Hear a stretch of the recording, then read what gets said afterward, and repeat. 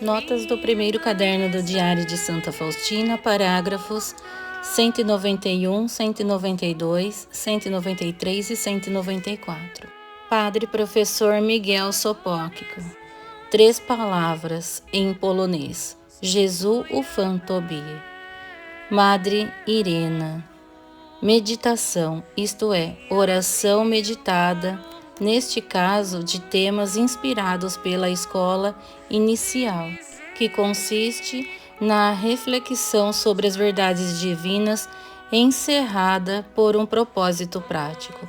Na CNSM, as irmãs fazem diariamente uma meditação de meia hora, preparando à noite o tema da meditação para o dia seguinte. Santa Faustina, rogai por nós.